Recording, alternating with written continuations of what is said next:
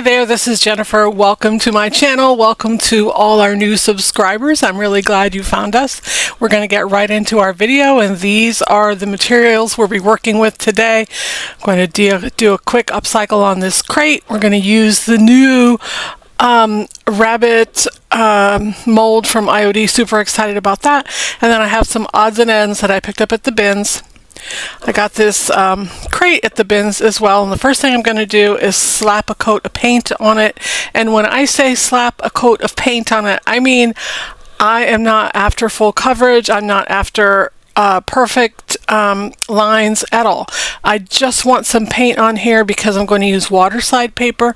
I also want this to be super rustic, so I'm actually being careful to not cover the edges and to make it chippy and as rustic as I can make it with just a coat of paint.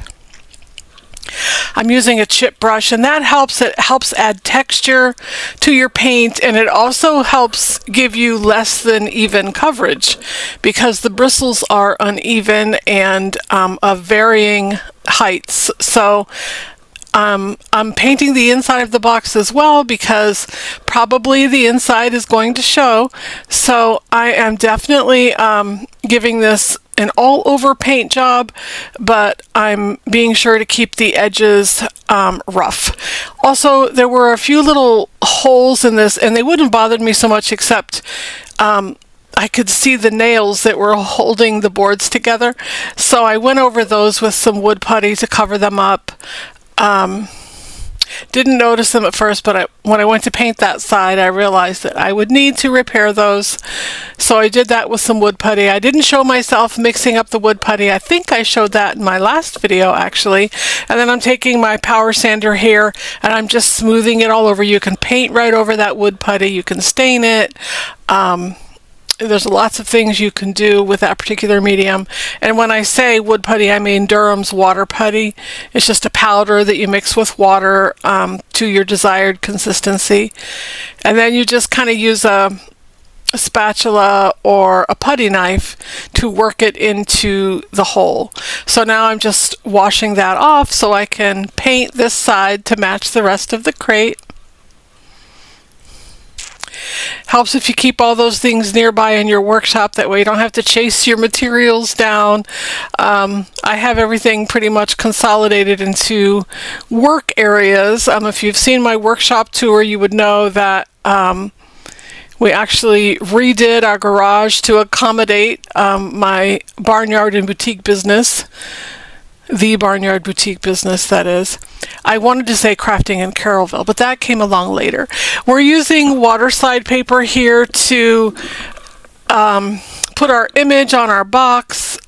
We did waterslide paper in our last video as well.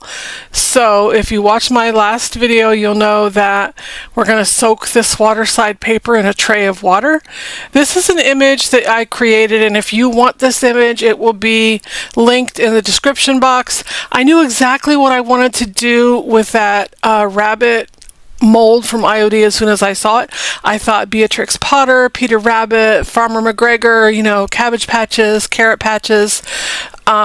Those types of images came to my mind, and this crate is 14 inches long, so I needed to use 2 sheets of waterslide paper to create my image, to complete my image. So you can see that I printed it on 2 sheets of paper, and the reason that I didn't make it the seam in the middle is because I sort of tailored my crops when I printed this paper so that the seam would be where I wanted it to be. Like generally it's going to be under something where you're not really going to notice it, but there is a way. I mean, you know, it really wouldn't matter. You can match up the seams really seamlessly if you get good at waterslide paper. This little half basket that you just saw is going to be something that definitely makes its way into our project,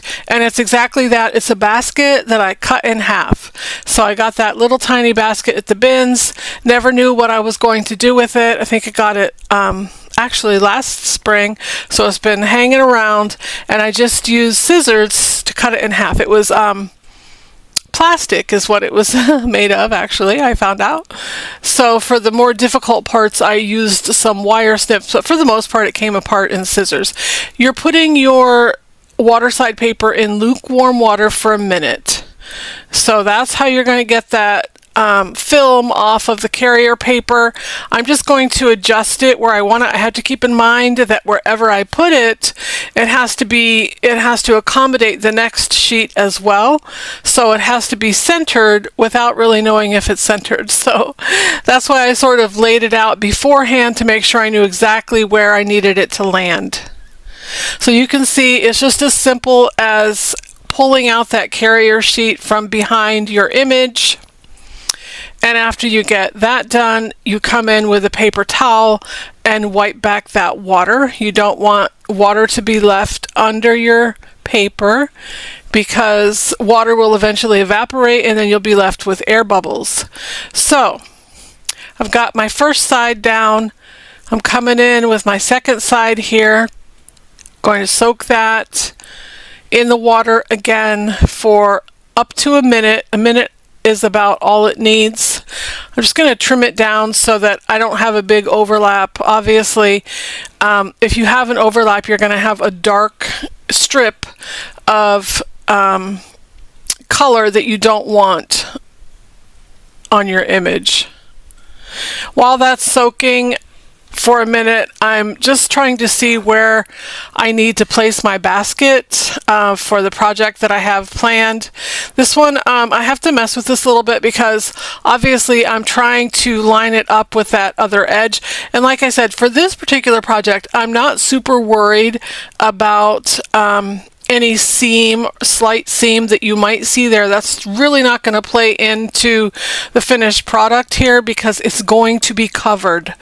So just not super worried about that, but because I like things to be perfect and nice and well done, it bothers me more than I thought it would, so I really sort of messed with it more than I was going to. Anyway, so there I am with my paper towel, making sure there's no water behind my image, and then again, like I'm gonna mess with it some more. I'm gonna cut some of that extra film off because I don't want it there, and you know, like I said, there's really no point because that is going to be covered up anyway. But that's just the way I roll. Like, I cannot help myself.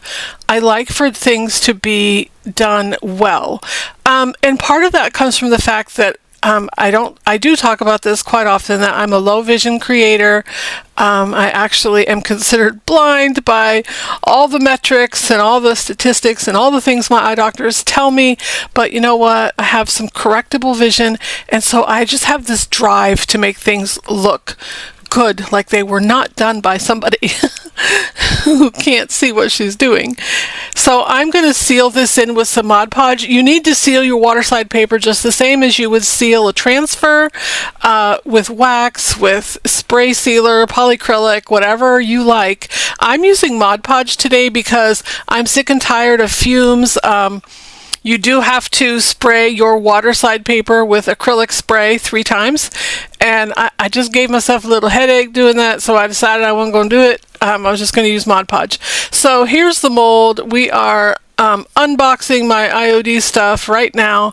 Here's the mold we're going to be using. We're also going to be using these cheap molds from Amazon.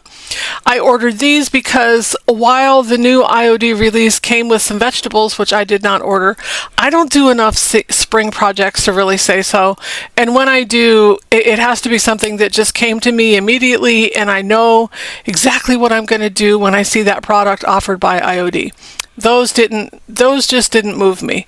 So I ordered these from Amazon. They are small carrots, as you can see, and small cabbage leaves. So I'm using those, and these also will be linked in my description box for you to purchase if you wanted to make a similar project.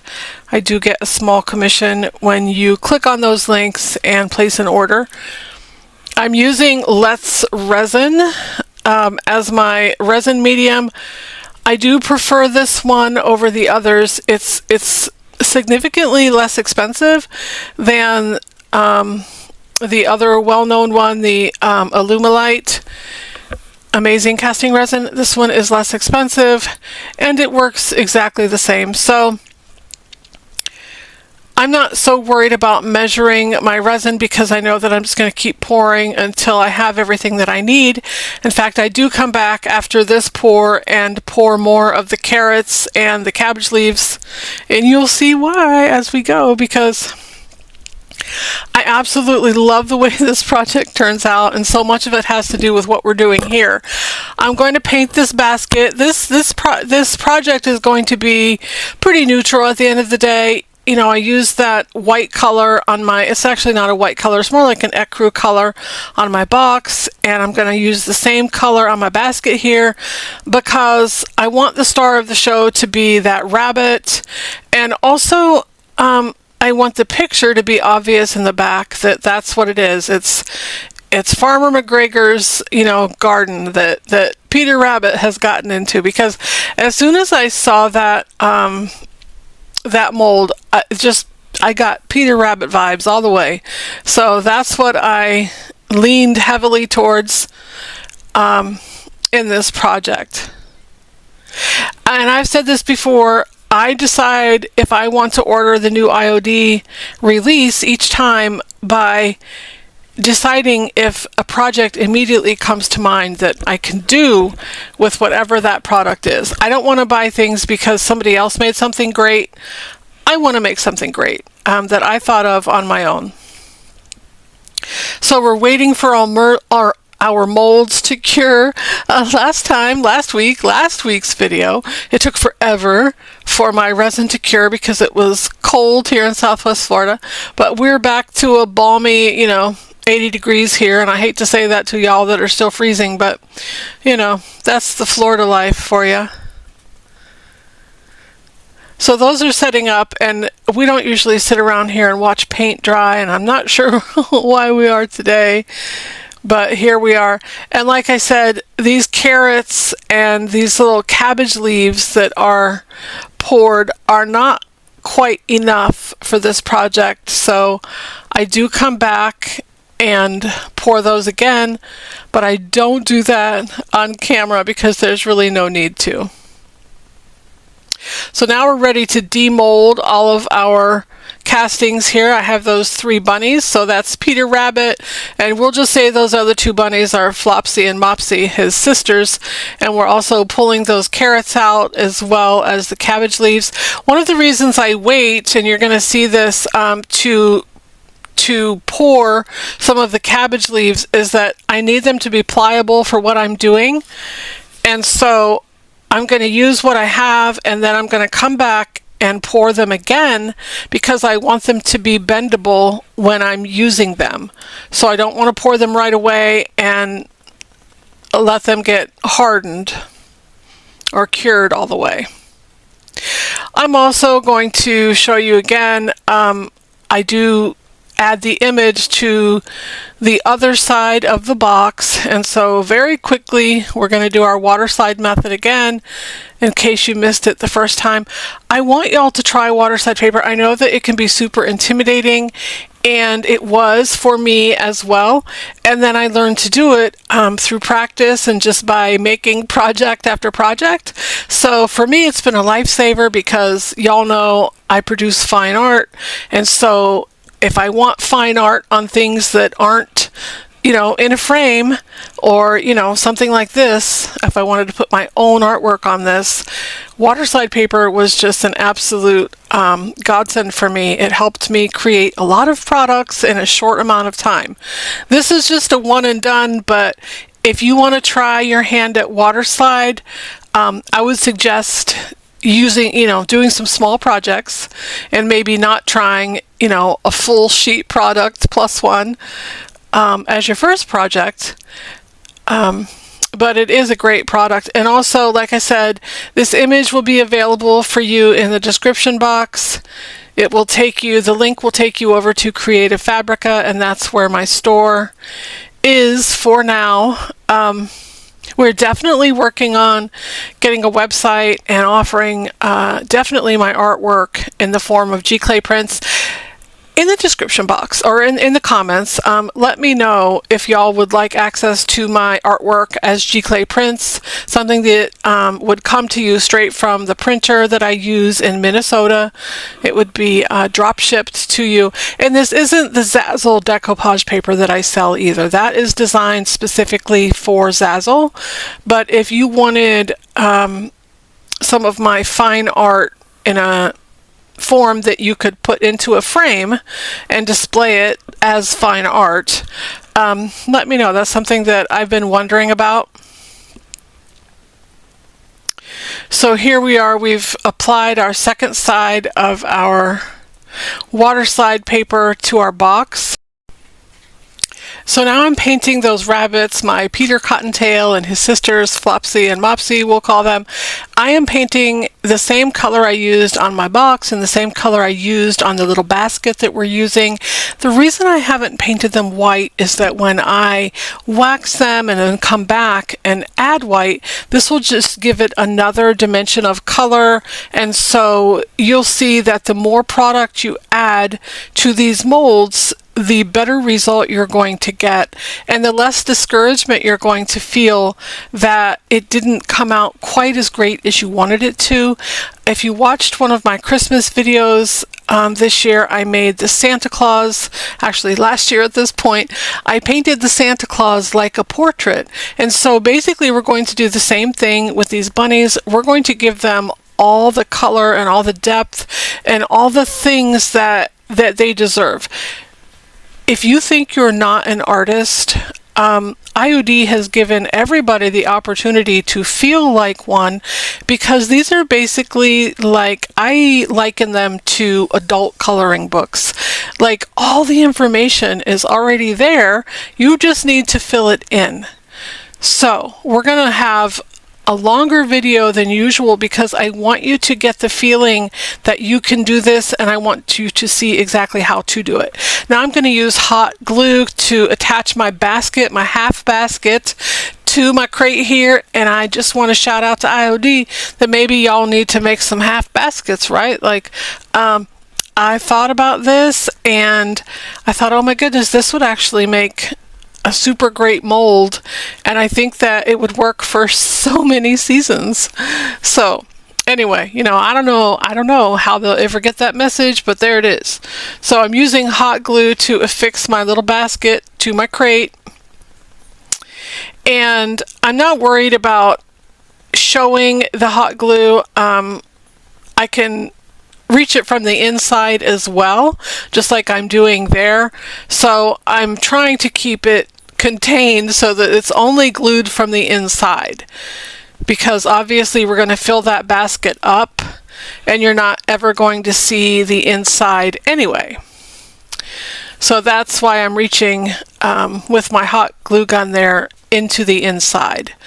And before I move on, I'm going to make sure that all of that glue is dry and that basket is very stable on there. Just so far, I'm loving how this is coming together. This idea was just born in my head almost as soon as I saw that bunny mold, and I knew that I wanted to do something like this. And as usual, usually when a project comes together for me, I have all the materials I need on hand to do it. Sometimes it's just a matter of finding them. But if you watched my video last week, you saw my new super exciting organizational tool that every crafter should have. So I'll put that video in the end card. I want you to go back and watch it and tell me what you think about my new organizational tool in the comments of that video. In the comments of this video, I hope you'll tell me which of these projects you liked the most. Of course, y'all don't exactly know what our next project is at this point, but I love how this one's coming together. Again, I'm trying to keep that hot glue contained in the basket and not let it ooze out of the basket. Now I'm ready to start placing my elements in the basket. I'm starting with those cabbage leaves. And like I said, I'm going to use more cabbage leaves than you've seen me cast, but I need them to be bendable, and so the next time you see this, it's going to be in its ready to paint stage, and you'll see how I have arranged all of those cabbage leaves and carrots in my basket. And I'm just using hot glue to attach these. They're not going anywhere. Hot glue isn't great for all surfaces, but it's pretty great for these particular things. And I'm trying to make the basket really big and overflowing. If you remember, Peter Rabbit snuck into Mr. McGregor's, our Farmer McGregor's garden, and snatched some of his carrots and his cabbages and got in a little bit of trouble for that. So that's the idea we're depicting here, is that he's picked himself a big basket of vegetables. Some good eating right here for a rabbit. Apparently we should all eat like rabbits, because that's what we're having for dinner tonight. We're having roasted carrots and Brussels sprouts. How's that sound? It may be some meat anyway. So I'm just right now looking to see how these are going to be arranged best. I'm really trying not to overthink it, but at the same time, I have a certain look that I'm going for, and I don't want to miss that. I don't want to not get the look that I'm after because I was in a hurry. Now I'm going to be ready to glue these things into their spots. The cabbage molds were a little bit difficult to cast because they're so small, and y'all know I struggle with vision. So the ones that weren't great or perfect, I just used in the back, because like I said, I want this to be an overflowing basket. Like he's picked himself a lot of vegetables to take home.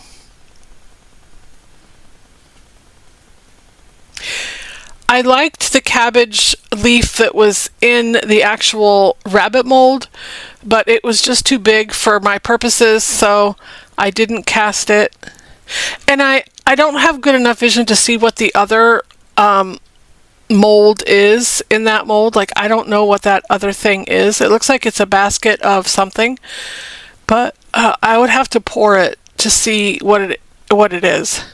And then after I pour it, I might have to add glaze to it and paint it so that I can see what it is. Sometimes that's the thing. Like, I do notice that after you paint things, paint the molds, it's a lot easier to see all of those details. When you first take them, demold them, and you have your casting, sometimes it's not super easy to discern exactly all the details. So helping painting really helps bring out all those details. And then of course, adding glaze or wax or whatever helps bring them out even more. So, and you're going to see that as we progress with our project here.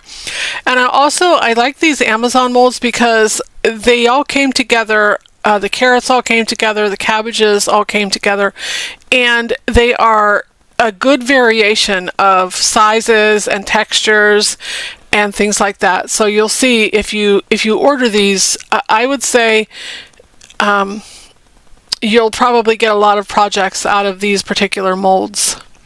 Especially if you love to do spring projects. I have gotten to the point where I do love to do spring projects specifically, probably more than fall projects, or because we don't have any fall in Florida and we just barely have a spring.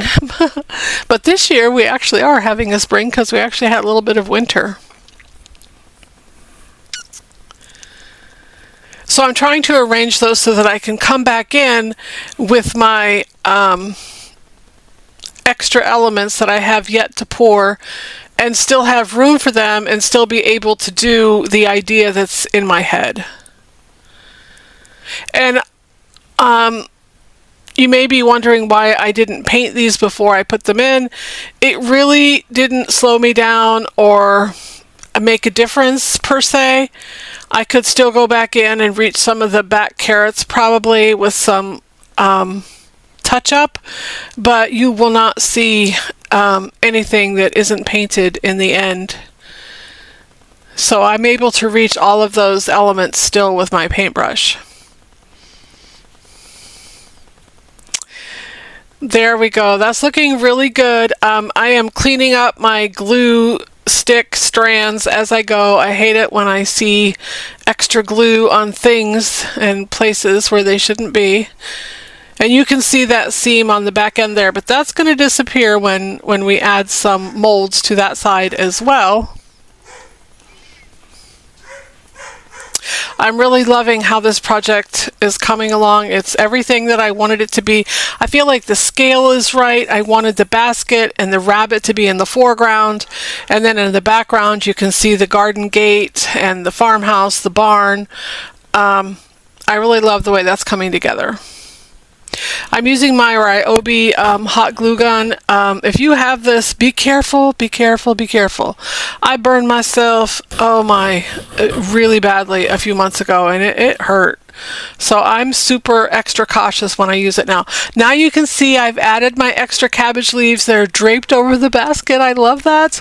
I love little details like that. It's my favorite thing about any project is all those little details that you think of at the last minute, or you're shocked that you thought of, it's just such a good idea. I played with that for a minute because I thought about adding one of the other rabbits to that side, but instead I added them both to the other side of the box together. And you can see I'm putting that one right over that seam so it's not going to show. That was my idea all along. It didn't matter to me if the seam was there necessarily because I strategically put it in a place where I knew it would be covered up. So that's always a good thought is, be strategic about your projects. If you're trying to sell things, definitely have your thoughts all formulated and have your projects planned out, because part of selling your projects are not only the materials that you spend but the time you spend putting them together. So it helps if you buy your materials at the bins because they're super cheap that way, and all of our materials except these stamps and the specialty paper and things are not stamps, molds, and the specialty paper came from the bins. So if you're lucky enough to have a bins near you and you love to do upcycles and sell them, that's a great place to pick things up. We're just waiting for that glue to dry. I'm going to start painting this project. Oh gosh, I'm really loving the way that that's looking. It's one of my favorite things that I've ever made, much less recently. So we're ready to paint all of our molds now. I want you to really be inspired at this point in the video. I want you to pay attention and know that you can paint these things so much easier than you believe that you can. Again, if you watched my Christmas video about the Santa mold, you know that all the detail is already in there for you. You just have to take advantage of that and bring out the best that's there. So I know you can do it. I'm using my own mix of paint. I just have some acrylic paint here. I'm mixing my own colors. For those cabbages and the carrots, I have a great reference to look at there. I know that I can match those, not perfectly, and I'm not going to try to match them perfectly because, first of all, they're in the foreground. They are definitely more the star of the show than the image. The image is just there to give you the idea that this is Farmer McGregor's garden and Peter Rabbit has snuck in and he's going to try to make off with this basket of goodies. So I'm using some green that I mixed up. This is just a base color because obviously these molds are much like the IOD molds where they are chock full of detail, and so as small as they are, they really deliver. So I'm going to paint them a base color, then I'm going to come in with some different things to bring out all of those details. It's important that you use the right brush. When you're painting these small things, obviously you want to use a small brush. And you also don't want to glob the paint on there. You want to put it in a reasonable way, put it on in a reasonable way, because you don't want to lose those details because you've applied a thick layer of paint. And basically it just takes one coat to give the coverage that I want. Again, this is acrylic paint. Just cheap paint that you can pick up at Walmart. The great thing about acrylic paint and paint in general is that you can mix your own colors. So if you have the primary colors, basically the sky's the limit. And you know, some black and some white to add some tint or some depth. Burnt umber is also a great one, though you can make burnt umber if you just have a few primary colors. Color theory is a good thing to learn if you're going to paint, because that way you'll never be without the right color. I am trying to make a variation of green on my vegetables here. I'm painting the carrot stems in greenery, a different color than the cabbage. That might not be obvious at first glance, but it is in my finished product here. So again, when necessary, I'm changing my brush, I'm cleaning my brushes, I'm not letting the paint gum up on my brushes. Acrylic paint dries super fast, so you do need to be prepared for that. You can buy an extender that you mix in with the paint so that it extends the drying time, but that's not necessary for this project. Now I'm going to mix my own orange, and I want the orange to be just not the primary orange that we use, but a little bit lighter, because I am going to come in with some wax. And again, these carrots are chock full of lots of detail and ribs and things that carrots have, you know, in nature. You can see those as I've zoomed in. I'm going to paint all those carrots orange, and then of course I'm going to come back in with some wax, and those details are really going to pop. These don't have to be, you know, particularly perfect, because when we come in with our finishers like the waxes and the glazes, those things really do hide a multitude of sins. Like, you know, you can make some mistakes. It's okay. Things do not have to be perfect, but let's try to make them as good as we can do. Listen, if I can do it in my sight challenged, you know, world, I know that people with perfectly good vision can turn out some pretty good stuff.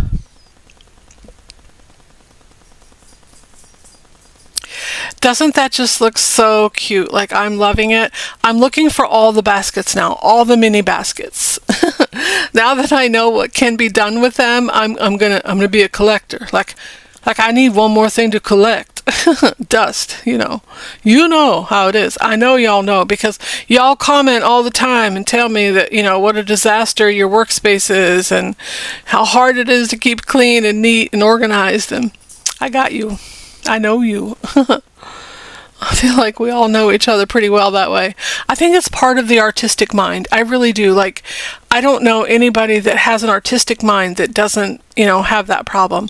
I'm adding some thin glaze to this bunny. This is from Hobby Lobby. It was on clearance. And I like the glaze because it is just that. It's very thin. And so it naturally just falls into all of those cracks. You can see it's not like applying like Dixie Bell's Best Dang Wax, which is another product I'm going to use, but this is much easier to develop layers, because if you start with the glaze, it's going to be your first layer of detail. Paint is first and then the glaze, and the glaze is going to sit down in those cracks and those crevices, and it's going to tell you where you need to work, which is what I love about the glaze. That's why I use it first. And a lot of people stop right here. They stop with the glaze and they think that they've done the best they can do. And I just don't think that's the best we can do with these molds. I think there's so much more information than you see right now. For myself, after I glazed this bunny, it didn't help as much as it normally does. Like, normally when I pour glaze into the mold, into the casting, after that I can see every little detail. Well, you know what? My eyes were tired. I needed to go to bed. So I went to bed. I'm also applying the glaze to all of my vegetables there. I want them to not be that primary green or orange. I don't want them to be that bright. We're going to tone them down a little bit. But don't worry, we're coming back in for those details. We're just going to tone them down, make them not so garish and bright. And I'm okay with the fact that as I'm rubbing back my wax, some of the paint is coming off, and I see that right now, but I am so okay with that because it's creating a highlight that wasn't there before. So that was sort of a happy accident. It looks like the sun, you know, the sun is like gleaming off of my vegetables. So now I have everything waxed. I have everything, the glaze poured on that. And I do notice that some of my cabbages are a little loose, so I come back in with some more hot glue and make sure they are very secure from the underneath. All I have to do is squirt some hot glue underneath. I don't have to take anything out and rearrange it. I just need to get some more hot glue in there. I've also used my utility knife there. I had some hot glue on the outside of my basket, which I didn't want, so I just used my utility knife to remove that. Now pretty soon the real magic is going to happen. We're going to come in with some contrasting colors of paint, and we're going to give all those details the opportunity to shine through and just become the star of the show. That's what I love about these types of projects, because they seem tedious, they seem long, but if you're excited about the project you're working on and you're really motivated, you can take the time to make it look just as special as you want it to look. So that's what we're looking like at this point. Now we could stop here, and that was, you know, it would still be a pretty impressive project, but let's not stop here. I have my fancy china plates here. I'm going to pour some more colors here, and I'm going to start on top of those cabbage leaves. I've already waxed them, poured some glaze in there actually, so they are looking a little more dingy, a little more realistic, dirty. You know, they've just been harvested, and so now I have some white paint that I'm going to mix with a little bit of green, so it's not going to be stark white, but it's going to be a much lighter shade of green, and I'm going to come in and just hit those tops of those cabbage leaves with a flat brush. You can see I'm holding my brush very, very flat, and as I do that, all that veining and all of those details that are on top of those leaves just pop right out, and it gives it such a realistic look. Loving that. Now I've decided that I'm ready to come back and really do the rabbit. I've rested, it's the next day, and I'm sorry I'm out of frame here, but I am coming in with the smallest of brushes and I'm painting in his eyeballs. After the glaze is poured and after I've rested, it becomes possible for me to see those little details again. I also have a magnifier that I am going to work under as we do this, and you'll see that emerge as this project goes along. So I'm going to add some brown wax into this mold because while the glaze worked really well for showing me all the details, I still want something grittier to set down in those cracks, because I'm going to add some dimension this way. I'm going to add some depth that I don't see right now. I'm also going to add some depth behind the rabbit because he is there, and so there's a natural shadow that would go around him. And so I'm adding some depth by putting some wax behind him as well. And then I'm wiping it back. I'm wiping it back with a wet baby wipe, and I don't want it to be muddy, so I'm also drying it. I don't want to leave any moisture on top of him, because if you do that, a lot of times that mud just cakes itself there and it becomes exactly that. It just looks muddy and it doesn't look clean and neat the way that you want it to. I'm going to keep working on my little bunny here. It literally just doesn't take as long as you think that it would to get the results that you're after here. You just want to keep working at it. It's a matter of layering and just getting all of those details to pop. I'm going to add some pink to his nose because I think that that's really just going to add some, again, some muted color, not a lot, not bright pink. I'm actually, I took the pink and mixed it with some white so that it wouldn't be quite so bright. I also add at some point the pink to the inside of his ears. Again, a very muted pink.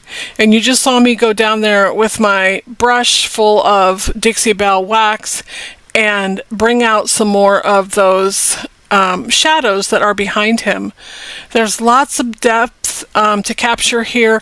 Obviously this is a 3D piece, you know, with the basket and the vegetables, so we want to grasp all of that. We want to bring all of that out, and the way we do that is with our finishing mediums here. I also added a tiny white dot to both of his eyes. I think I do show that, but I have to bring my magnifier out to show you exactly how I do it. Those eyes are small, but they're there. So after you get your glaze into those lines and all those areas, you'll be able to see everything there is to paint on this project, I promise. If I can do it, you can do it. Like I said, again, I'm going to use the side of my brush to bring out some of this fur. He's not all one color. I've had the rare privilege of well, it's going to make you sad to hear this, but I've had the rare privilege of seeing a rabbit up close and personal in my bedroom pretty recently, because one of my German short-haired pointers brought me one, put it right in my bed. I don't want to talk about it anymore, but that happened. Okay, so again, I'm using the flat side of my brush to bring out all of those high areas, all the raised areas, and you can see what that does to the edges of his ears and to the places where he has probably a white tummy or a whiter tummy. He's got a white tail, which we can't see. We can see that on Flopsy and Mopsy, and they're on the other side of my box, and we will see them at some point. I just don't paint them on camera because I didn't see the need to. I'm showing you how to do this. I know y'all can do it. So I'm just using, again, the side of my brush to bring out those whiskers, bring out his little jowls. And I can, wipe that back at any time. I can take some off. I can add it. I can put more wax in. You can work at this for just as long as you're willing to. Most of these projects, they turn out just as good as the time you put in. So, like I said, you could have poured the glaze over this rabbit and called it done, but what have you really accomplished? I mean, you haven't really improved upon him too much. He's pretty perfect as he is, but there's definitely a lot more there. I love that. I mess with this for a while. I wipe back, I add, I take away. I'm willing to sit and work on this for quite a while because I think he's just so darling, and the more I work at it, the more I like it. And also, if you wanted to do, if you did watch me do my Santa last year, I did 6 of them all at once. So if you wanted, if you had several boxes you wanted to do this way, the way you would do it is you would just complete each step on all of your pieces at once. So if you had 6 of these, you would glaze them all, or paint them all first, glaze them all. Then you would do the pink in the ears and the nose, and you would do the eyes. And you would do that because you don't want to pour your paint 6 times while you have the paint there. You want to do all the elements that require that color. So there is a way to do these, quickly if you wanted to do several of them. I don't have several boxes right now. I wish I did, because I would totally be doing some more of these. I think I just love the way they turned out. I'm probably not done with him at this point. I probably come back in and do some more of those fine details. I know, like I said, I do come in and do some white dots in his eyes because that's another detail that we can capture here. We can put tiny little gleams of color in his eyes, and we know by Beatrix Potter's description of Peter Rabbit that he was a little mischievous, so I bet you he does have a little sparkle in his eye, and that's what I've added there. I love that. Those are the finishing details that we always want to include in our projects if we can. And I'm telling you, you can. So you can. So I know you can. I love that. He's looking so darling at this point. I do turn my box around and I do Flopsy and Mopsy as well. They're actually easier to paint, to be honest, because their features are bigger. He's looking at us straight on and he's more, they're more foreground than he is. He's sort of he looks to be, they're larger in scale. Let's just say that. That's the best way to say it. I'm coming in, I wasn't quite happy with how one of the eyes looked, so I came in and fixed it up a little bit. I'm working under this magnifier. If you need a magnifier, I'll link my favorite one in the description box. It's a hands-free magnifier. I use it all the time. We're finally on to our second project. I thought we'd never get here. So these are the little cloches that I'm going to make, and I showed you the materials at the beginning. I painted the tops of those little ramekins. I bought those at the bins. Where else would I buy them? I bought the little lambs at Hobby Lobby last year. They came in a pack of 3. I'm using 2. I'm also making these little cross signs for my cloches. I have 2, so I can make 2 of these. And these are just little wood slats that I bought from Hobby Lobby. I cut them in half, so what we're looking at, I made 2 signs from one of the slats, and then I printed these crosses out. These came from Creative Fabrica, of course. I'm not Mod Podging. I don't have time to watch more glue dry, so I'm just using a glue stick to glue my images onto my little boards there. That's a super great tip when you don't have time to let Mod Podge dry. You don't have to use Mod Podge for every single project. You can use glue. I like this stick glue. I actually bought this particular stick at the bins. Bought several there. And that's another tip, when you're at the bins, don't just look for crafting things. Look for, things to upcycle. Look for things you can actually use in your workshop that are practical and much cheaper to buy that way than it is to run to Walmart. So I pick them up every time I see something that would fit naturally in my, my craft supplies. I pick it up. I think I'm just going to use a paper towel to smooth that out so there's no bumps or lumps under my paper.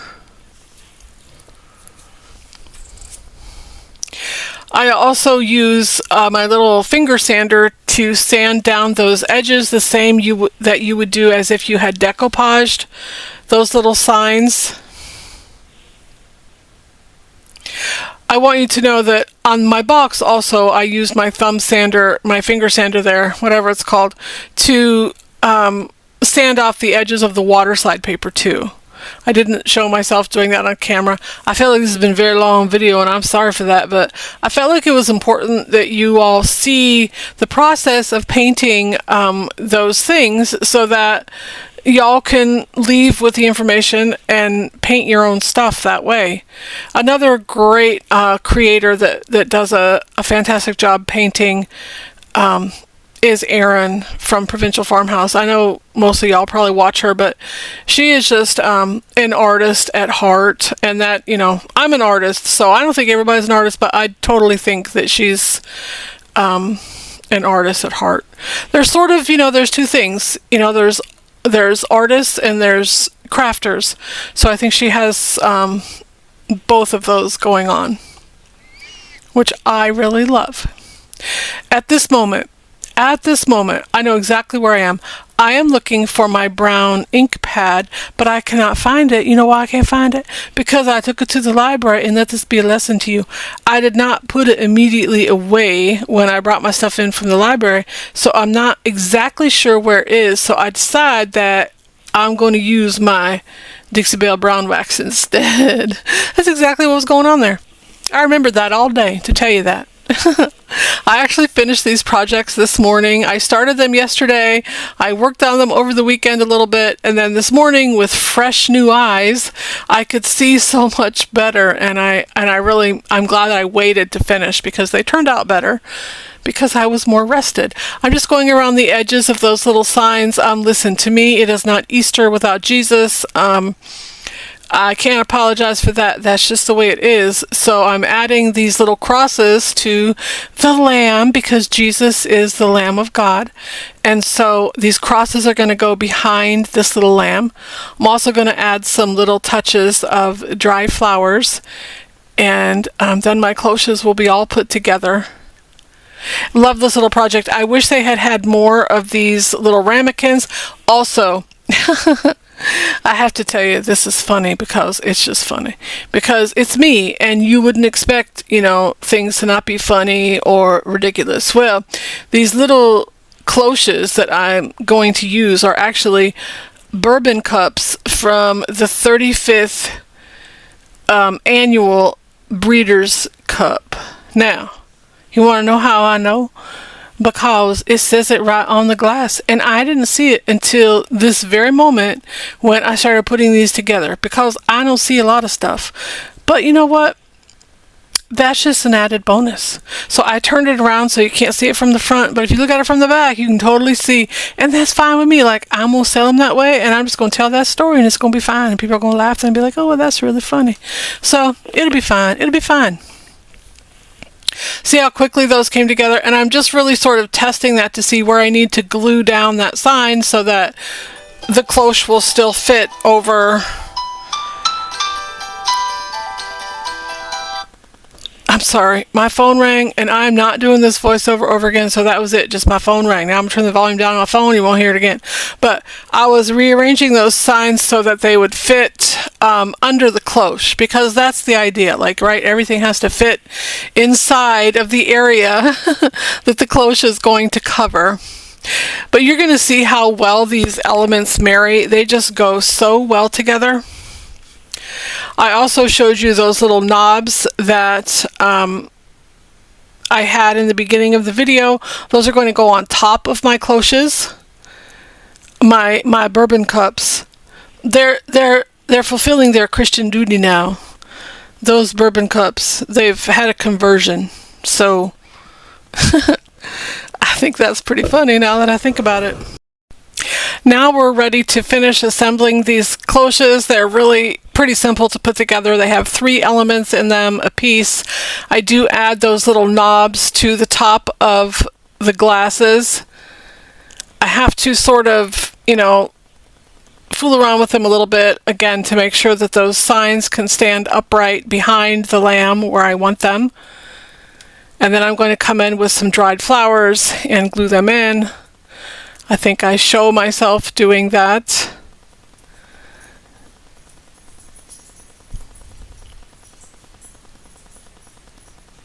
Yeah, I fool around with that a little bit because I want to make sure that the cloche is going to actually close. I clean them good with alcohol too. That's the last time they're going to see alcohol though, I think. Anyway, that's how they turned out. I just think those are so precious. Like, I love them so, so much. If you like this video, please like, share, subscribe, comments, all of those things. Y'all are really helping me grow my channel by doing those things that are free to do. I like to keep my projects clean as I go, so that's what I'm doing there. And I've got a lot of junk on my hands from this particular video. We have one more to put together here. I just use hot glue to put that stand where it belongs, that little sign. It seems to work just fine for this project. And in any case, I don't glue the cloche down. I had wanted to, and I was going to use E6000 to glue the cloche down to the ramekin, but I can't do that because this E6000 here on my table is white E6000, and I had never even heard of such a thing.